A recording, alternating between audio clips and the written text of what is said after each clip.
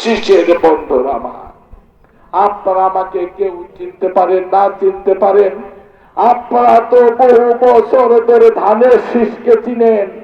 ধানের শীষকে চিনে ভালোবেসে যারা বিএনপির পতাকা তলে রয়েছেন, তাদের আর ধানের শীষের বিজয় না করে ঘরে বসে থাকার একদম সুযোগ নেই বন্ধুরা আমার।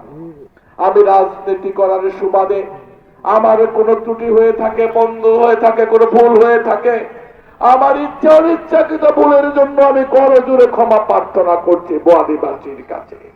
আমাকে ভুল না বুঝে, আমাকে দূরে সরিয়ে না দিয়ে, বোয়ালিবাসী যদি আমাকে আপন করে নেয়, আগামী জাতীয় সংসদ নির্বাচনে বোয়ালির প্রত্যেকটি কেন্দ্রে যদি এই ধানের শীষ বিজয়ী হয়, আমি আজকে অঙ্গীকার করছি আমার বড় বোন এই বোয়ালিতে বিবাহ হয়েছে, আমার বোন জামাই ইন্তেকাল করেছে, এই বোয়ালির সাথে আমার গভীর সম্পর্ক রয়েছে।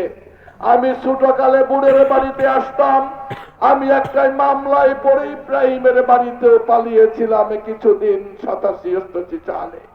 এই বোয়ালিতে আমার চাচাতো বোন, আমার ভাতিজিদের বিবাহ হয়েছে, আত্মীয়তার বন্ধন রয়েছে এই বোয়ালিবাসীর সাথে আমার। আমি কথা দিচ্ছি, যদি আপনারা আমাকে এমপি নির্বাচিত করেন, সৃষ্টিকর্তা যদি আমাকে এমপি হিসাবে বানায়, কবুল করে নেয়, তাহলে আপনাদের জায়গা হবে আমার বাড়িতে বন্ধুরা আমার।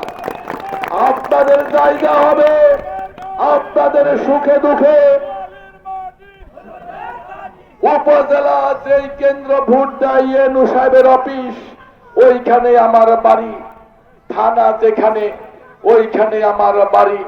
থানার থেকে, উপজেলা থেকে 100 গজের মধ্যে আমার ব্যক্তিগত অফিস।